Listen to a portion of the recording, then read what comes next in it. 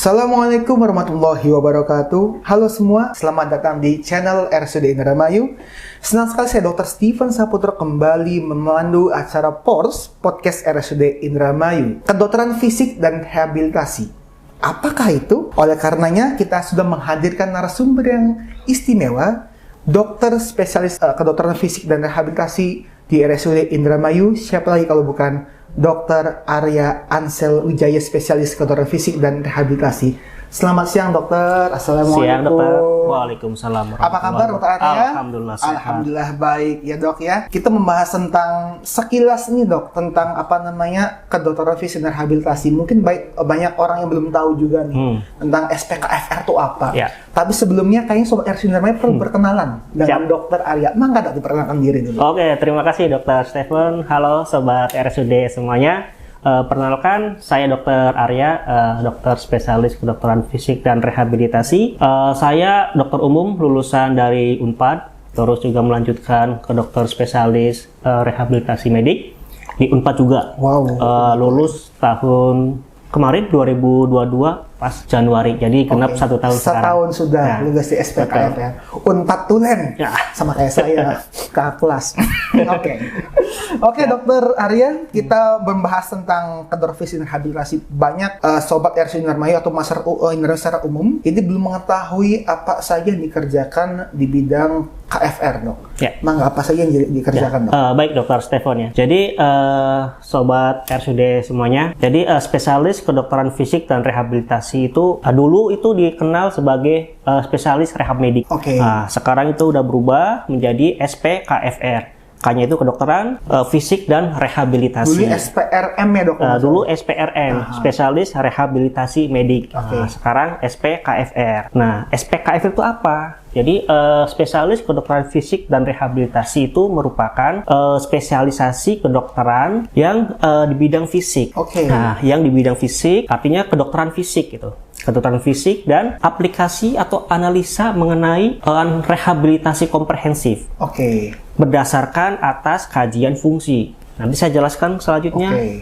Tujuannya apa? Tujuannya untuk optimalisasi fungsi individu yang akan atau sudah terjadi disabilitas. Seperti itu dokter Stephen. Jadi akan dan yang sudah terjadi disabilitas diusahakan untuk bisa optimal. Optimal dalam bentuk apa saja dok? Nah, jadi gini dokter Stephen. Optimal itu misalkan contoh kasusnya stroke. Secara fungsi artinya penyembuhan saraf udah tidak ada lagi, tapi secara fungsional, nah di sini harus beda antara fungsi dan fungsional. Itu bedanya apa tuh dok? Beda. Jadi kalau fungsi itu lebih ke organ, otot misalkan, fungsi untuk menggerakkan, tapi fungsionalnya misalkan aktivitas sehari-hari, makan kan pakai otot. Nah itu kan ya.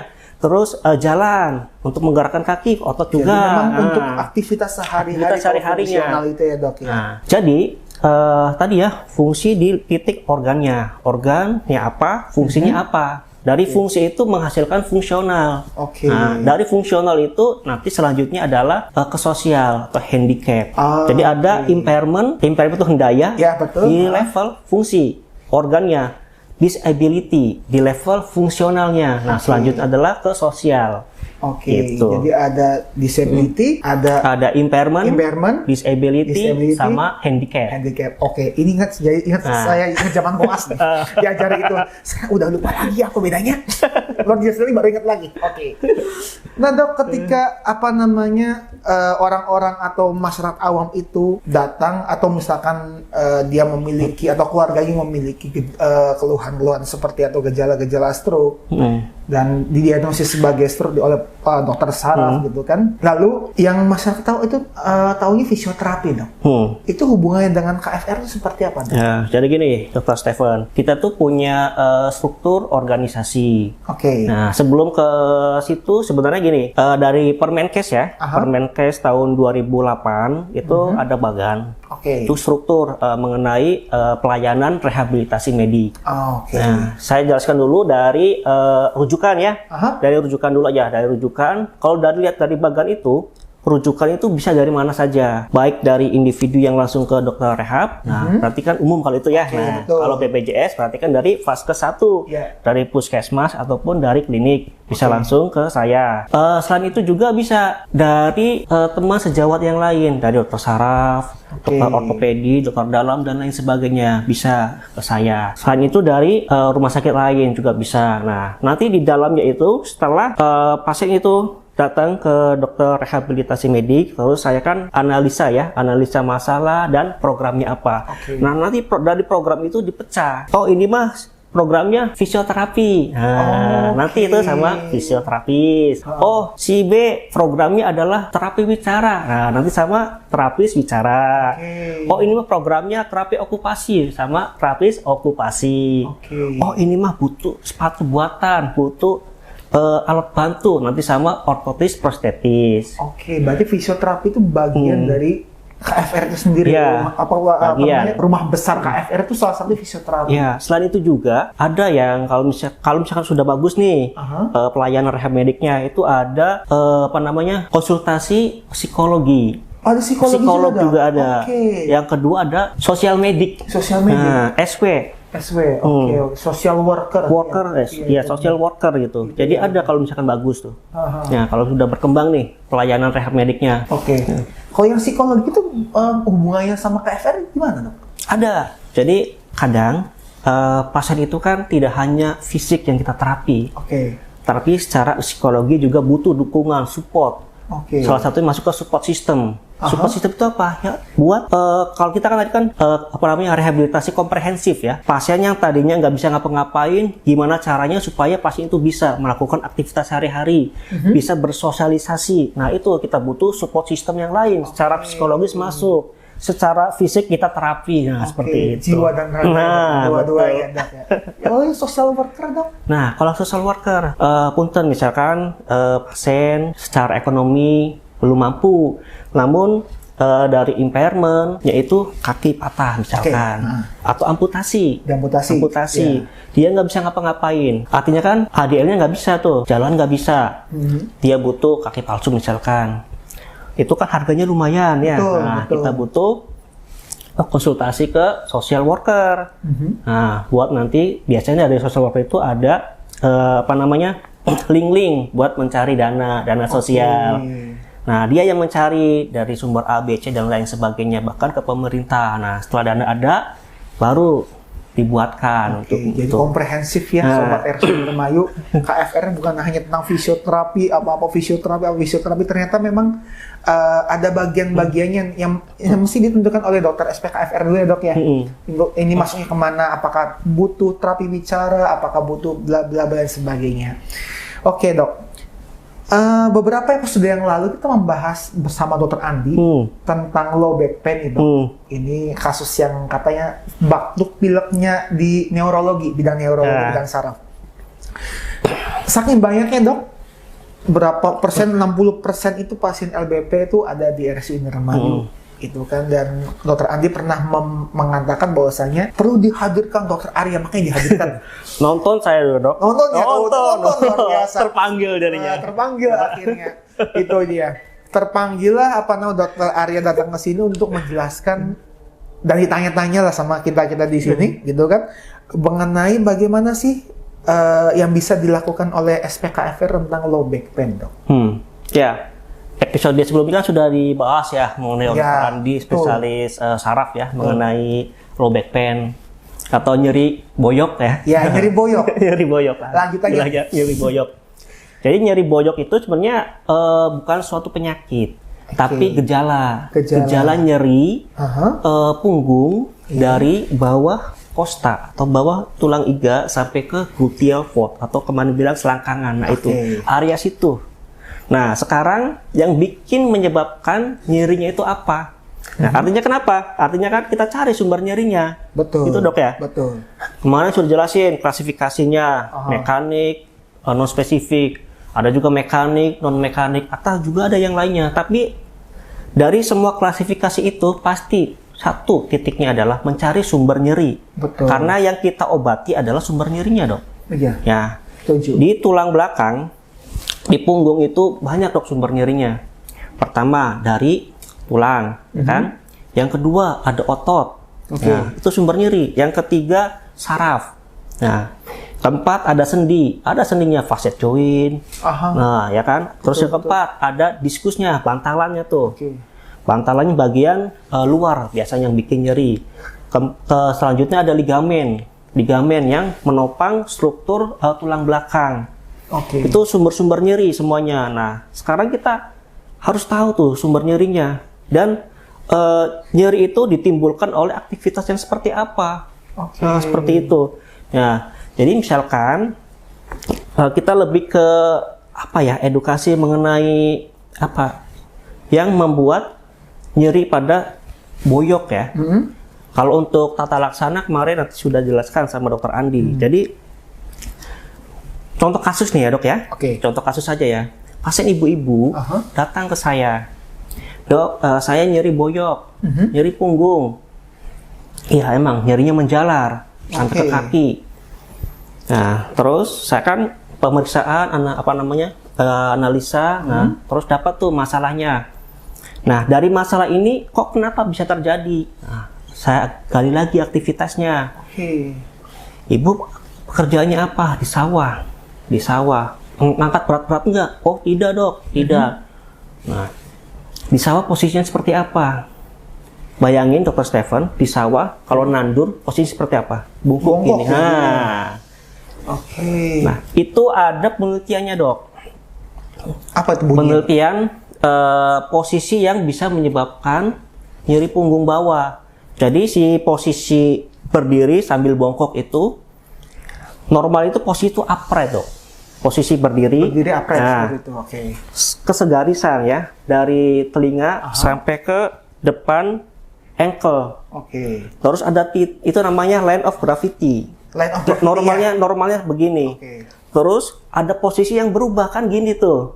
Artinya melenceng. Artinya dari line of gravity itu tidak sesuai dengan. Artinya ada jarak dari sini sampai ke sini. Terus titiknya di mana, Dok? Titiknya itu 1 inci atau sekitar 2,5 cm dari sakral 2. Di sini misalkan ya, di sakral 2 ya. Terus kita posisinya gini kan. Ini kan berarti normal ya. Nah, posisi gini itu bisa 220% dari posisi yang 220%. Apanya, Dok? Beban dari itunya apa namanya, vertebranya. Itu penelitiannya itu di contohnya itu di vertebra 3. Nah, itu meningkatnya sehingga yang menyebabkan nyerinya itu berbagai macam. Pertama adalah berarti kan ketika kita posisinya bungkuk, yang pertama kerja adalah otot. Otot itu sebagai stabilisator utama. Jadi tulang belakang kita itu ditopang, distabilisasi oleh berbagai macam. Dari depan tuh ada perut nih, otot perut, abdomen. Dari belakang ada otot. Nah, ototnya juga berlapis-lapis, Dok. Ada 3 lapis. Dari yang luar sampai ke belakang. Dari bawah ada otot pelvic floor. Nah, atasnya ada diafragma, samping ada semacam quadratus lumborum. Jadi depan, belakang, atas, bawah, samping itu ada semua. Itu tuh bekerja ketika kita posisinya itu maksudnya bekerja ekstra ketika posisinya itu berat. Nah, tapi lama-kelamaan kan otot kan fatigue ya, Dok ya. Nah, sakit, nggak kuat. Otot yang ini sakit, otot perutnya makin melemah, akhirnya efeknya ke yang di dalamnya. Sehingga di dalam juga ada stabilisator yang statik seperti ligamen. Nah, ligamen kalau lihat dari struktur anatominya dari atas ke bawah itu kayak segitiga terbalik, Dok. Piramida terbalik gitu ya. Piramida terbalik. Nah, artinya kan semakin ke bawah semakin tipis dia. Ketebalannya juga sama, semakin tipis. Ketika posisi kita gini dalam waktu jangka yang bertahun-tahun, lama-kelamaan si diskus akan lebih condong ke belakang, menonjol, HNP jadinya. Herniasi itu ya. Gitu. Itu ya awalnya pasti ototnya karena lemah dulu, nggak bisa jaga si tulang belakang. Berarti ada penyebab begitunya, Dok? Ada prosesnya. Gitu ya. Nah, setelah kita menonjol, di samping-samping itu ada radix kan? Nah, radix itu akar saraf ya. Kalau misalkan dia nonjol, nekennya ke samping, ke lateral, berarti dia kena radix. Tapi kalau misalkan ke tengah, kalau levelnya itu yang HNP-nya lebih tinggi lagi, itu kena ke spinal cord-nya. Itu yang bahaya lagi, bisa lumpuh, paraplegi. Nah, seperti itu, Dok. Nah, dari situ, artinya apa? Artinya yang terpenting buat sobat RSUD adalah menjaga aktivitas kita supaya jangan sampai beban dari otot penopang tulang belakang itu berlebihan. Nah, itu poinnya. Oke. Kalau misalkan dia tetap menjadi seorang petani, Dok, ibu-ibu tersebut, apa yang mesti dilakukan? Kita kan nggak mungkin intervensi ganti dong, Bu. Apa kerjanya? Ya, itu banyak. Dok, saya kan petani, nggak bisa jualan online, nggak bisa dagang. Ya, enggak apa-apa. Tapi tetap kita harus jaga. Misalkan dia nandur. Nandurnya ada spacing, Dok. Jadi jangan nandur terus-terusan gini, pindah lagi posisi gini, pindah lagi posisi gini, tapi harus berdiri dulu. Boleh nanti rehat dulu. Nah, jangan continue terus. Nah, itu yang berat. Betul. Yang kedua bisa dengan exercise ya, Dok ya. Exercise itu latihan, sobat RSUD ya. Jadi pas waktu pasien datang di terapi itu nggak hanya pakai alat-alat, tapi ada latihan-latihan. Latihan penguatan core muscle-nya. Tadi yang saya sebutin core muscle itu, yang penopang dari depan belakang, atas bawah, samping-samping ya. Terus yang ketiga, kalau misalkan emang dia ada HNP, ada nyeri punggung bawah, boleh kita dibantu dengan korset ya.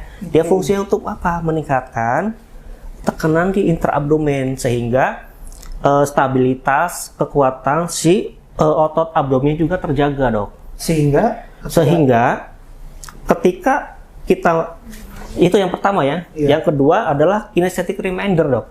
Kinetic reminder. Nah, goyang sedikit ada nggak? Kalau kita goyang ini ketahan, jadinya gini lagi. Nah, itu. Nggak nyaman kalau kita ini balik lagi. Ya gitu. Jadi, depannya kita jaga, belakangnya juga kita jaga gitu, Dok. Jadi korset itu bukan buat kondangan aja, soalnya ada fungsinya. Biasanya kalau misalkan pakai pakaian yang ada budaya gitu kan, biar perutnya nggak kelihatan gede gitu kan, pakai korset ternyata ada fungsinya yang lain untuk menjaga stabilitas dari tubuh kita. Itu dia. Oke.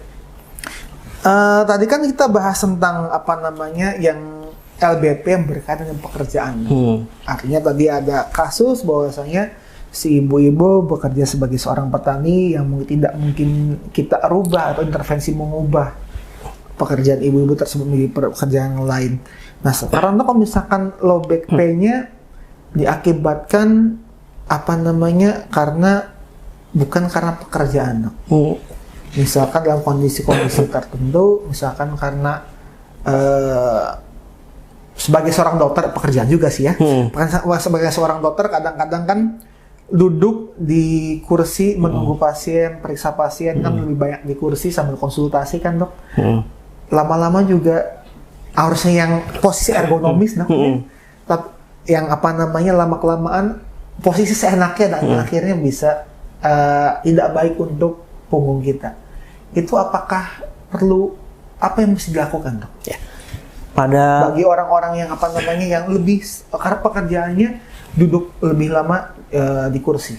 Ya, prinsip rehab sebenarnya hanya exercise, Dok. Exercise dan positioning. Ya. Tadi apa? Positioning tadi itu, yang ergonomik. Kalau bahasa kerennya itu proper body mechanic, Dok. Oh, proper body mechanic. Nah, itu. Apa? Roakan baik. Kemarin udah disebutin sama Dokter Andi, duduk harus ke segarisan, nggak boleh gini ya. Kalau gini, ininya kerja keras, ininya memanjang. Nah, berarti secara kontraksi otot itu nggak bagus. Nah, sebelumnya saya jelasin dulu, kemarin tuh udah jelasin mengenai klasifikasi. Nah, ternyata secara epidemiologi itu yang paling banyak menyebabkan nyeri punggung bawah itu adalah otot dan ligamen. Otot, ligamen, terus sendi, saraf, dan lain sebagainya. Jadi yang paling banyak ya itu. Yang keempat adalah tulang. Itu yang paling banyak. Nah, pada kasus yang duduk tapi nggak ergonomis, itu yang pertama kita pikir adalah otot dulu. Karena Yang pertama kali berkontraksi adalah otot. Oke. Yang bekerja maksudnya, yang bekerja untuk menjaga posisi itu.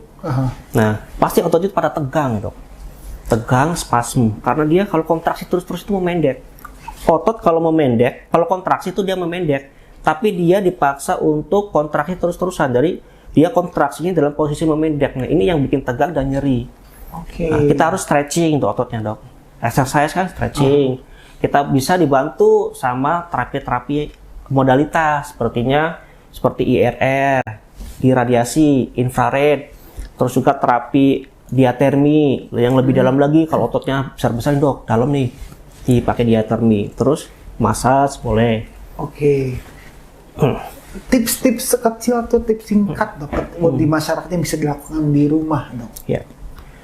Untuk menghadapi, untuk mengurangi sakit atau nyeri pada saat dia punya low back pain, Dok. Ya, buat sobat RSUD, jadi bagi yang misalkan pekerjanya di kantor, banyak duduk, apalagi di depan komputer tuh, nah, itu kan fokusnya tuh kerja ya, fokus kerja. Lupa tentang posisi. Lupa posisi itu yang pertama. Yang pertama tetap harus posisi, harus kesegarisan. Segaris, nggak boleh gini. Terus ini tegak lurus, gini. Nah, gini. Itu yang pertama. Yang kedua, bagusnya sebelum kita kerja itu stretching dulu, Dok. Stretching dulu. Ya. Contohnya seperti apa, stretching? Nah, biasanya kalau banyak duduk depan komputer itu otot-otot leher sama otot yang di pundak, trapezius, itu kaku, Dok. Oke. Nah, kita stretching. Ya, tergantung mau yang kita stretching apa ototnya. Bisa otot levator scapula, sternocleidomastoid, trapezius yang upper, yang lower. Nah, banyak. Jadi nanti tinggal searching mungkin ya YouTube ya, stretching otot leher sama otot pundak itu banyak keluar. Itu yang kedua. Yaitu posisi dan pemanasan dulu sebelum bekerja. Pemanasan dan pemosisian sebelum bekerja. Dan mungkin ketika ada waktu buat jeda, ketika bekerja ada beberapa jeda untuk stretching lagi, Dok. Nah, habis bekerja stretching lagi. Stretching lagi, kerja lagi. Jadi butuh penyegaran sesekali di sela-sela bekerja gitu ya, Dok. Ya, betul. Supaya lebih lebih lemas ototnya, tidak terlalu tegang dan kaku. Oke. Tidak terasa waktu sudah terus berjalan dan tadi sudah dikasih tahu mas-masnya tuh udah sudah lumayan lama berbicara, nggak kerasa ya, Dok ya. Gitu. Padahal pengen banget hal-hal yang berkaitan dengan KFR dan juga low back pain kita bahas. Terakhir, Dok, closing statement kepada masyarakat, Dok. Pesan-pesan apa yang ingin disampaikan Dr. Arya sebagai dokter spesial KFR kepada masyarakat? Ya. Kepada sobat Garuda, sobat RSUD semuanya, kemarin habis nonton bola kan jadi Garuda. Oh, luar biasa. Oke, Dok. Ya, sobat RSUD semuanya, aktivitas kita sehari-hari dalam bekerja, dalam hobi, dan aktivitas yang kita tekuni sehari-hari itu harus kita jaga posisi pertama ya. Yang kedua harus tetap ada pemanasan. Pemanasan, warming up, stretching. Nah, setelah itu juga harus pemanasan lagi. Posisi tadi, posisi berdiri, posisi duduk, posisi ngambil juga, Dok. Misalkan yang banyak kan itu tuh pekerja laki-laki yang minggul-minggul, ngangkat-ngangkat, ya. Jadi posisi ketika kita mengambil barang nggak boleh bungkuk yang pertama. Berarti nggak boleh langsung ngambil. Nggak boleh. Misalkan barang di depan situ, nggak boleh ngambil gini. Tapi kita tetap tegak. Barang dekat tangan kita. Kalau misalkan posisinya di bawah, ya kita gini. Pokoknya agak jongkok dulu, jadi nggak boleh langsung begini. Tapi turun dulu, baru ngambil. Baru ngambil, setelah ngambil dekatan dulu ke perut. Diambil dulu sini, baru berdiri lagi. Oh iya, lebih ini loh. Saya punya low back pain juga soalnya, jadi ngerasain gimana struggle-nya low back pain. Gitu. Yang ngambil barang apa lagi, Dok, selain ngambil barang, Dok? Duduk, berdiri. Sama yang kira-kira masyarakat sering lakukan dan sekeliru, Dok. Sama nyapu. Bagi ibu-ibu. Emak-emak. Nyapu kan tiap hari tuh. Betul. Kan nyapu kan gini tuh, Dok. Bongkok gitu ya. Iya sih, enggak gimana gitu ya kalau nyapu, tapi posisi tegak ya. Oke, posisi tak nggak nyaman sih. Emang nggak Sama nyaman, banget. tapi iya. itu ya aman buat ininya dok. Berarti kita sesuaikan dengan galang sapi. Nah, nanti tinggal dipanjangin ya. Betul, Nah, betul. kan bisa gini dok, gini ya. Aha. Kebanyakan kan begini ya. Banyak kan gini. Tuh, Tapi kalau dalam waktu yang sebentar sih nggak masalah sebenarnya. Tapi kalau yang berulang kan tiap hari, berulang-ulang dok. lama setiap hari itu yang jadi masalah. Sama prinsip tadi kayak nandur dok. Aha. Heeh. Prinsipnya adalah menjaga line of gravity Line tetap. of gravity tetap, terus menjaga titik jarak kita sama center of gravity itu Iya. 0. Kalau kita berdiri kan 0 dok. Betul, Tapi kalau betul. udah sini, dari sini ke sini kan ada jarak nih. Aha. Ini jadi beban Oke, buat tulang belakang. Posisi tidur apakah mempengaruhi, dok? Posisi tidur harusnya yang bagus adalah terlentang dok ya. Oke. Terlentang, terus punggung, kan punggung itu kan lordosis ya dok ya. Betul, Kalau yang betul, lumbal betul. ya. Yang normal ya. Nah, kalau bisa yang agak cekung dikit. Oke, berarti Terus ditahan sama ini. ya kasurnya yang empuk tapi yang firm gitu dok ya. Yang foam ya. Firm ya, nggak boleh nyoy banget ya. Oke, oke. Jadi apa namanya, banyak tips-tips yang bisa dilakukan di rumah. Bukan berarti saya disuruh beli kasur baru, enggak. Cuman itu secara teori supaya mengurangi nyeri pada saat low back pain ataupun mencegah seorang terkena low back pain. Oke, Dokter Arya, terima kasih banyak sudah hadir di podcast hari ini. Dan ini sangat bermanfaat sekali. Ribet saya ngomong jadinya. Grogi. Grogi jadinya ya. Gara-gara saya mikirin di rumah kasurnya gimana ya. Soalnya saya suka low back pain juga.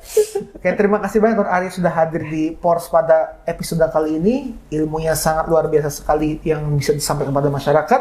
Dan akhirnya saya Stephen Saputro sebagai host pada kesempatan kali ini mengucapkan terima kasih banyak kepada Sobat RSUD Indramayu sudah menonton sampai akhir video. Dan akhirnya saya Stephen Saputro dan juga Dr. Arya SPKFR. pamit undur diri dan sampai jumpa di podcast Por selanjutnya. Bye-bye.